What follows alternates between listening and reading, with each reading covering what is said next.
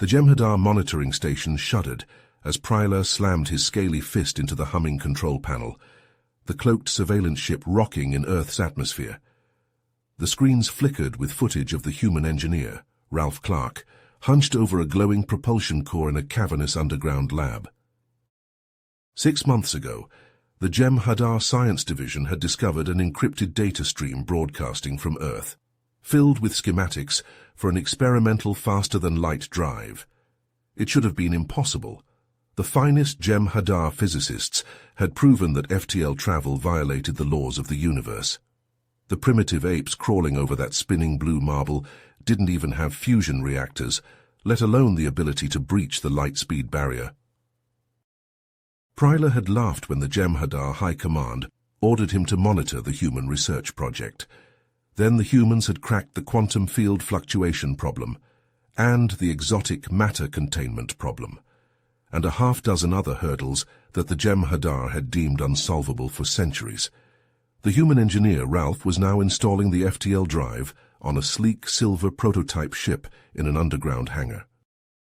If the humans succeeded, if that human spaceship roared to life, the Jem'Hadar Empire's days were numbered. With FTL, the humans could strike Jem'Hadar worlds before planetary defenses could be raised. They could disrupt the vital interstellar trade routes that the Jem'Hadar depended on. The furious Jem'Hadar Council was already screaming for blood, for the immediate bombardment of Earth from orbit. But Prylar had held them off, for now. He would deal with this human insult himself. The Jem'Hadar commander turned to his subordinate, Goran, who was already slipping into a black stealth suit and checking the charge on his plasma rifle. "Get down there and destroy that abomination of a ship," Prylar growled. "And if that human engineer gets in your way, kill him. We can't afford to let the humans make fools of us. The future of the Jem'Hadar depends on it." Goran carefully attached the last explosive charge to a support beam in the underground lab. The human maintenance worker uniform felt itchy and tight against his scaled skin, but it had allowed him to slip past the oblivious human guards. These humans were so trusting, so naive, it would be their downfall. He tapped his wrist communicator. "Charges are set, Commander. The human ship will be dust in 30 minutes. "Why so long?" Prylar's voice crackled over the comm. "I told you to speed it up." "I'm working on human time now," Goran said. "I had to be careful not to draw attention." Goran slunk back into the shadows of the underground tunnels. The lab's main hangar was just ahead, the glow of floodlights spilling from the open doors. He could hear the clanking and whirring of tools, the murmur of human voices. The human engineer and his team were hard at work on their abomination of a ship. In the hangar, Ralph wiped the sweat from his forehead as he knelt beside the FTL drive housing. The drive core pulsed with an eerie blue light, casting strange shadows across the gleaming hull of the prototype ship. Just a few more connections, and it would be ready for... "Are you sure about this, Ralph?"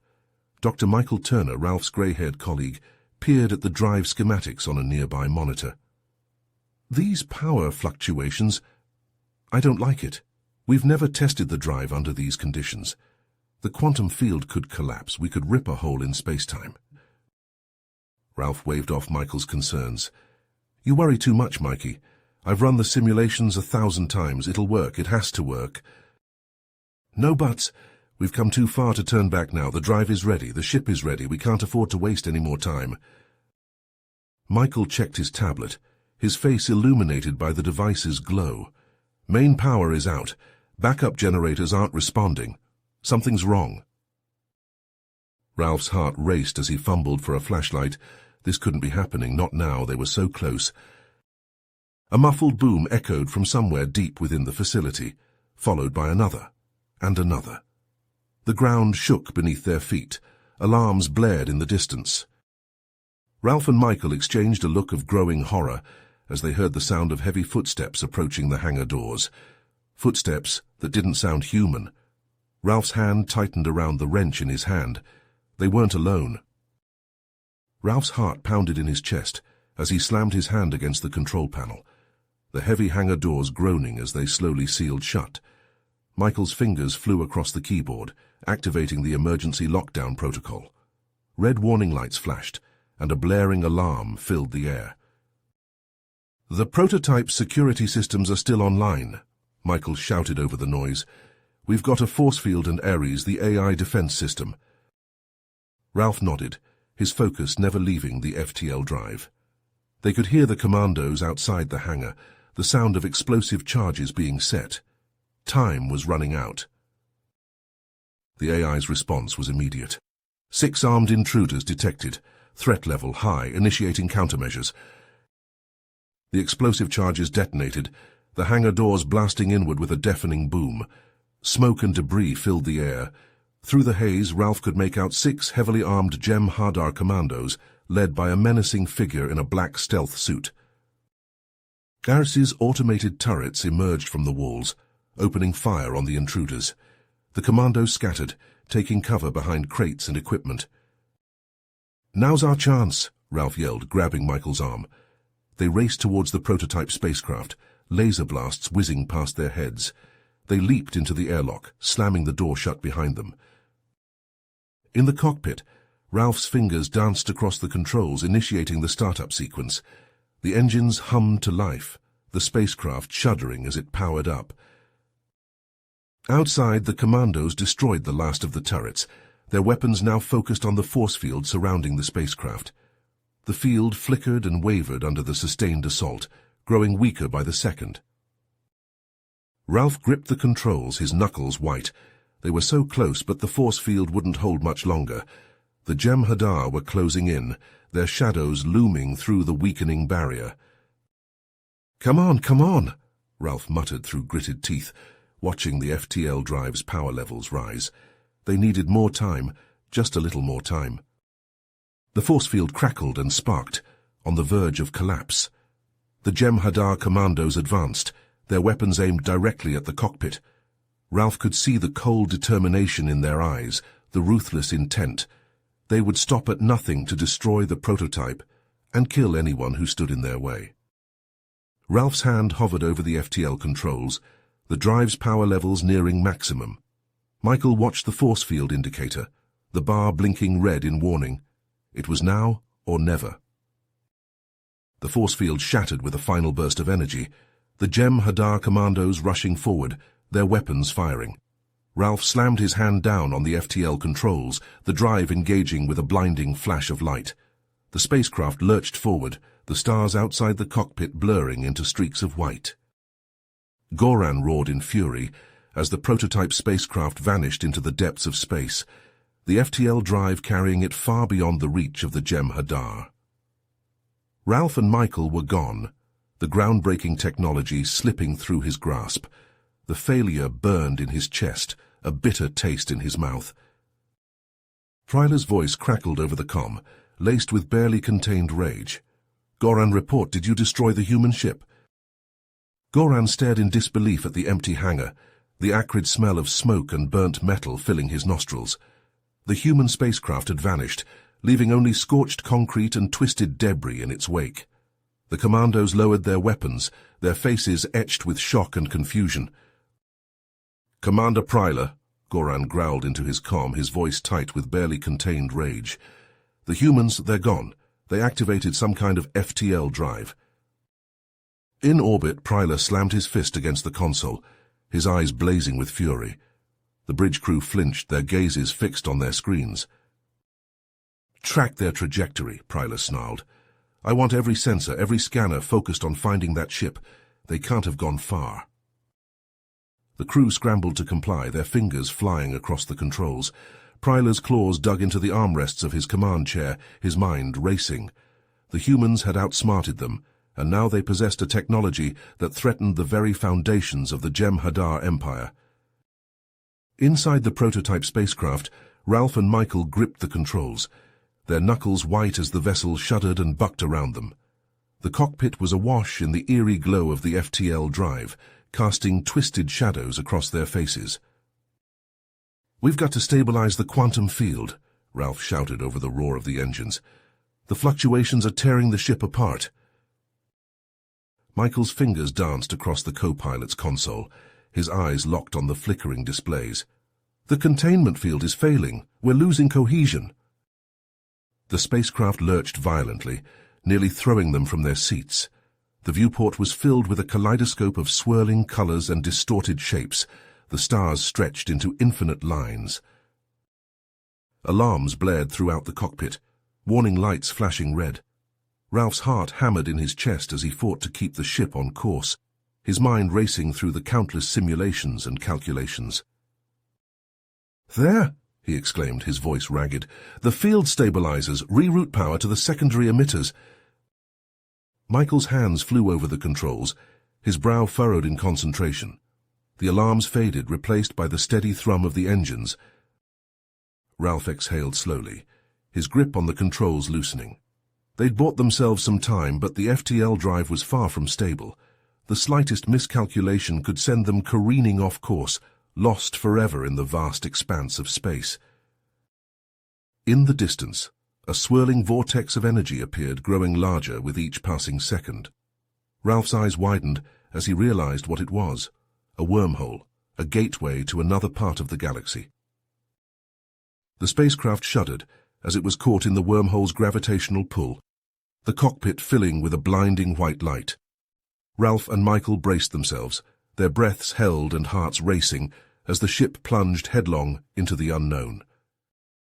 Ralph and Michael clung to the controls as the spacecraft shuddered violently, alarms blaring in their ears. The eerie glow of the FTL drive flickered and died, plunging the cockpit into darkness. Emergency lights flashed red, casting sinister shadows across their faces. "We've lost main power," Ralph shouted, his fingers flying across the console. The FTL drive overloaded the core. Michael's eyes widened as he scanned the readouts. "Life support is failing, temperatures dropping fast." Their breath fogged in the frigid air, the cold seeping into their bones. Ralph gritted his teeth, his mind racing. They had to act fast, or they'd freeze to death before they even had a chance to figure out where the hell they were.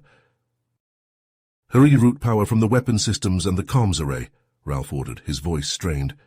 "We need to prioritize life support and navigation."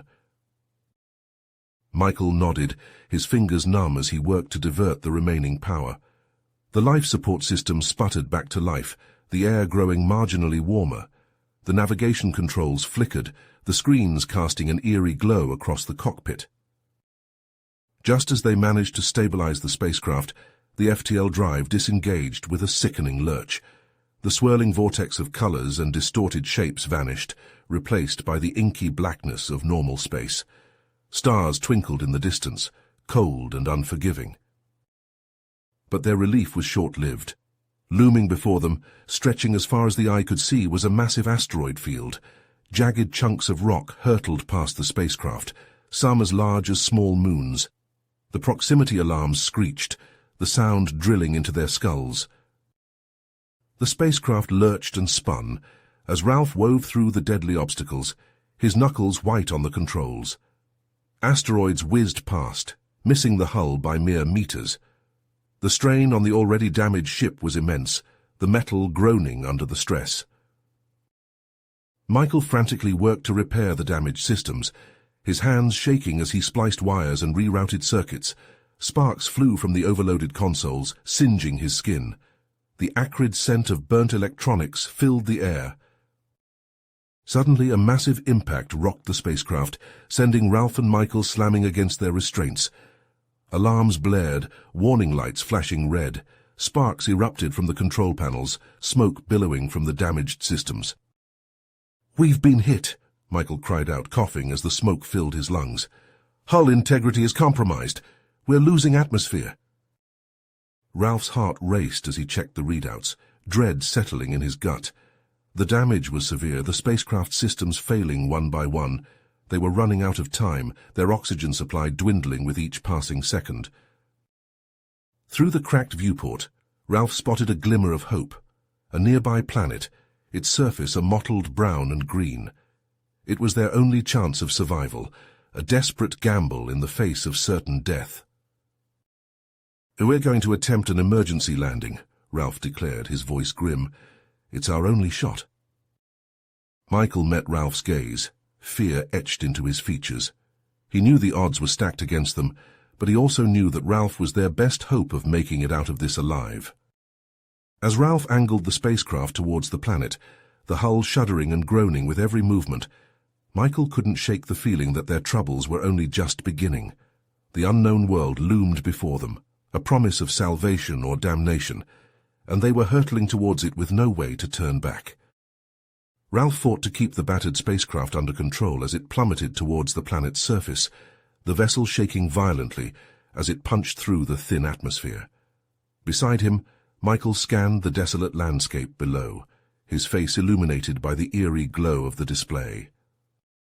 "Here's a wasteland," Michael said grimly, his voice crackling over the suit's comm system. "Nothing but rocks and canyons as far as the eye can see. The atmosphere is barely breathable."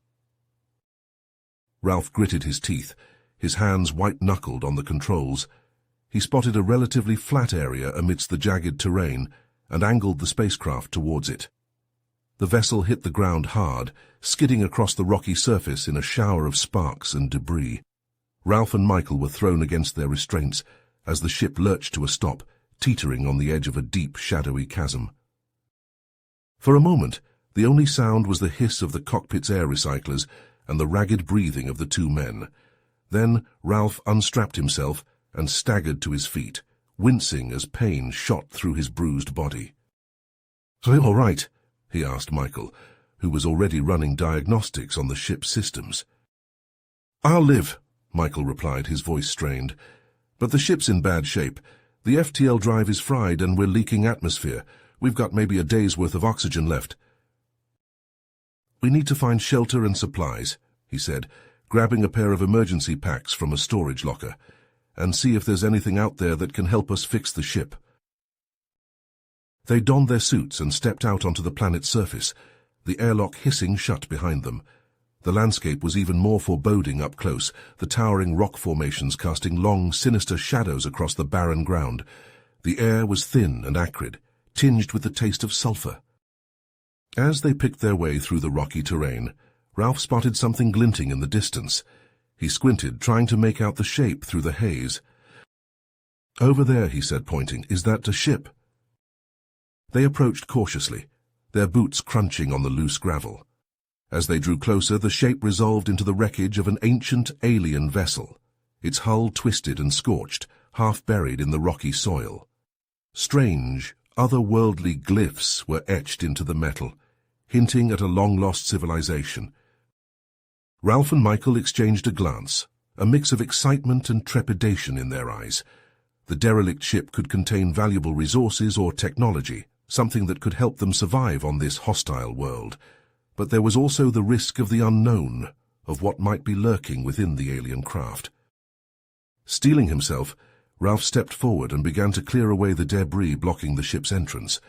Michael joined him, and together they managed to pry open the airlock, revealing a dark, yawning portal. As they stepped inside, their suit lights illuminated the interior of the alien vessel. The air was stale and heavy with the scent of decay.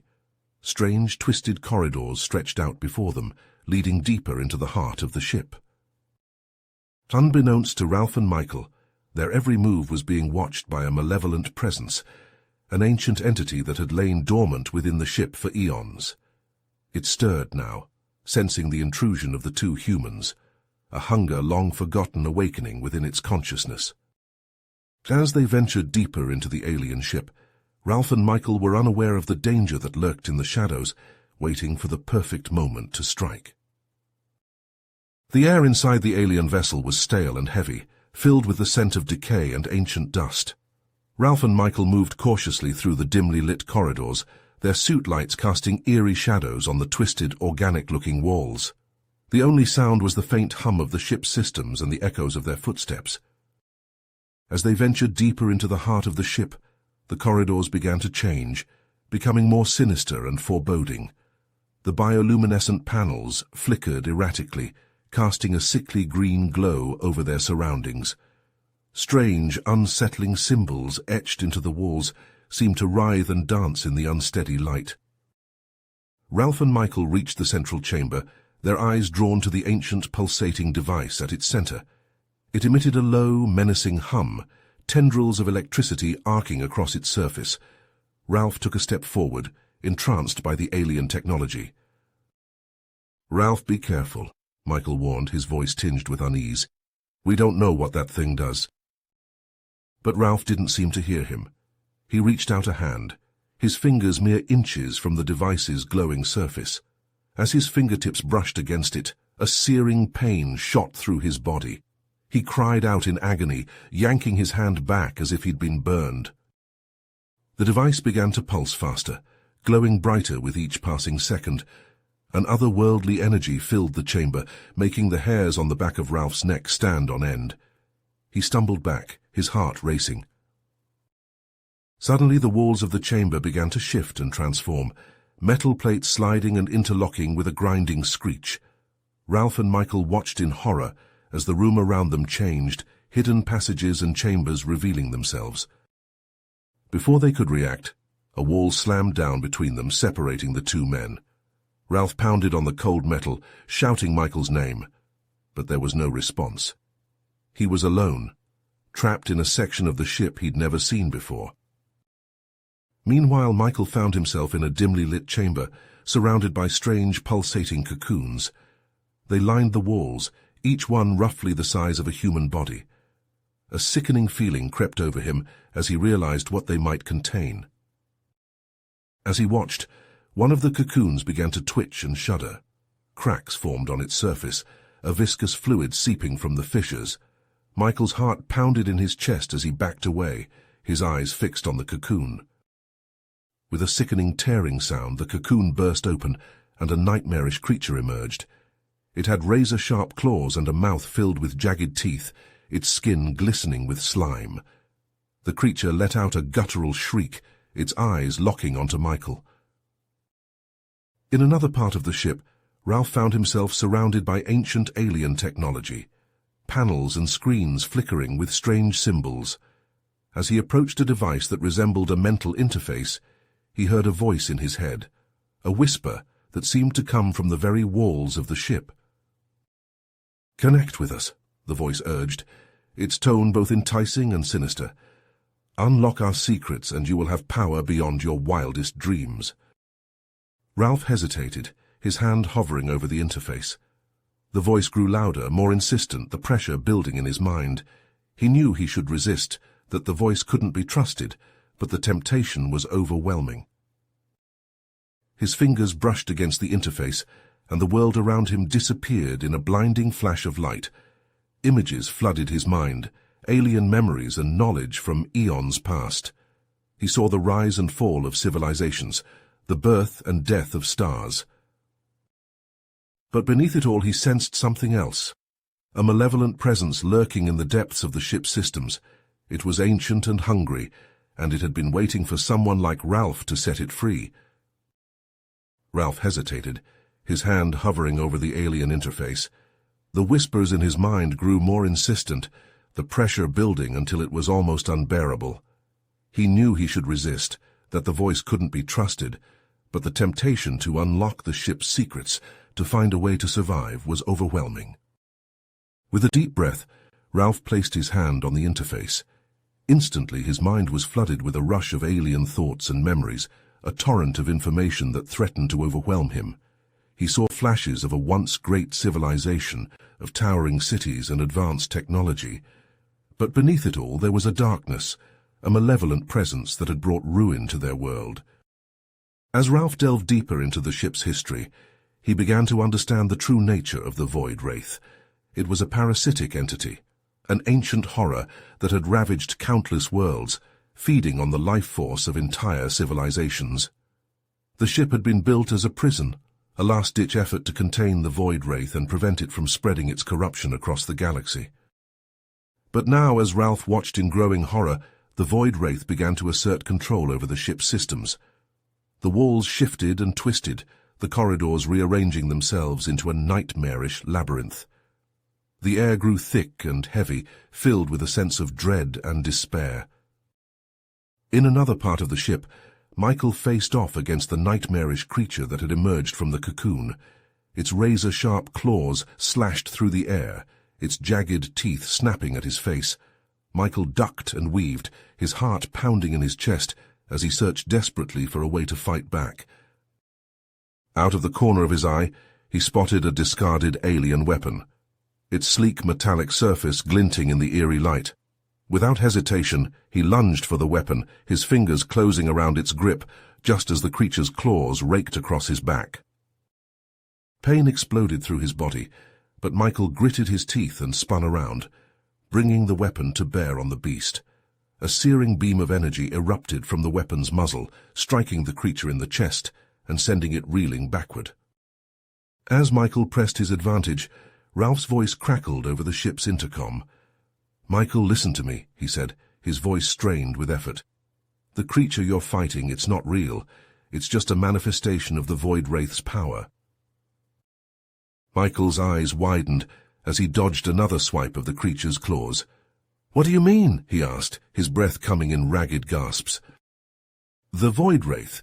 It's a parasitic entity that's taken control of the ship," Ralph explained. "It's trying to break free, to spread its corruption across the galaxy.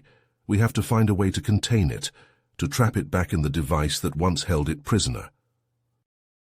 Michael's mind raced as he continued to battle the creature, the pieces of the puzzle falling into place. He remembered the central chamber, the pulsating device at its heart. If they could lure the creature back there, if they could trap it within the device... "Ralph, I have an idea," Michael said, his voice filled with grim determination. "I'm going to try to lead this thing back to the central chamber. If we can get it close enough to the device, maybe we can activate it, use it to trap the Void Wraith once and for all." "I'll do what I can to guide you," Ralph replied, his fingers dancing across the alien interface as he fought to maintain control of the ship's systems. "But hurry, Michael. I don't know how much longer I can hold it back." Michael nodded, his grip tightening on the alien weapon as he prepared to put his plan into action. The creature lunged at him again, its maw gaping wide, but Michael stood his ground, his eyes narrowing as he tracked its movements. With a burst of speed, he feinted to the side, drawing the creature's attention away from the corridor that led back to the central chamber. Then, with a sudden pivot, he sprinted down the passageway, the creature's enraged howls echoing behind him. Ralph, still connected to the ship's systems, worked frantically to clear a path for Michael, manipulating the shifting walls and corridors to guide him back to the heart of the vessel. But with each passing second, he could feel the Void Wraith's influence growing stronger, its malevolent presence seeping into every corner of the ship. As Michael raced through the twisting, nightmarish corridors, the creature hot on his heels, he could only pray that they would reach the central chamber in time. The fate of the galaxy hung in the balance, and failure was not an option. With a final, desperate act of defiance, Ralph ripped his mind free from the ship's systems, severing the connection that had allowed the Void Wraith to seize control. The ancient entity's form writhed and twisted, its ethereal tendrils lashing out in fury as it sensed its grip on the vessel slipping away. Ralph lunged forward, his hand plunging into the heart of the Void Wraith's essence. The creature's form convulsed and shrank, its power drawn inexorably into Ralph's body. He could feel the Void Wraith's malevolence coursing through his veins, its hatred and hunger for destruction threatening to consume him. Michael watched in horror as Ralph's body began to change, his skin darkening and his eyes glowing with an otherworldly light.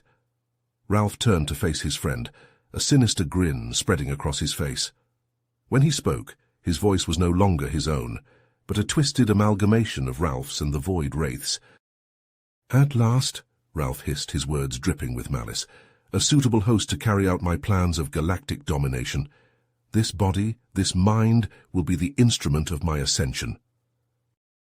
Michael's heart sank as he realized that his friend was lost, consumed by the Void Wraith's insatiable hunger for power. With a heavy heart, he made a devastating decision. Raising the alien weapon, Michael overloaded its energy core, the device humming with a searing intensity. He aimed it at Ralph, his hands shaking, and fired. The energy blast tore through Ralph's possessed body, ripping the Void Wraith from its host and shredding its essence into oblivion. Ralph's lifeless form crumpled to the ground, the Void Wraith's presence extinguished from his body. Around them, the ancient ship began to collapse, its structure compromised by the overload, and the Void Wraith's destructive influence. Tears streaming down his face, Michael gathered Ralph's body in his arms and carried him through the disintegrating corridors of the alien vessel. Sparks flew, and debris rained down around them as he raced towards their spacecraft, the ground shaking beneath his feet. With mere seconds to spare, Michael reached the airlock, sealing himself and Ralph's body inside their ship. He jettisoned away from the alien prison just as it exploded, the shockwave rattling the hull and sending them tumbling through space. As the debris field cleared, Michael set a course for Earth, his heart heavy with grief and the weight of his actions. He looked down at Ralph's still form, a profound sense of loss washing over him.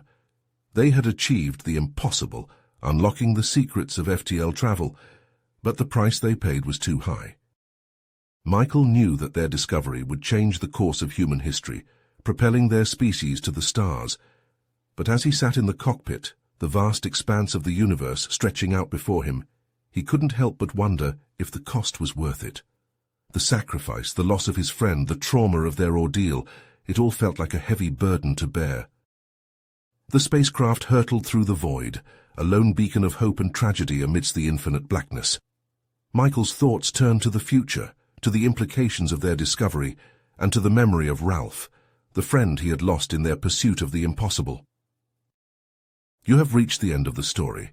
If you enjoyed this story and want to support us, please leave a like and subscribe to our channel, and for every comment that says 88, I will heart every single one of them. Thank you for your time.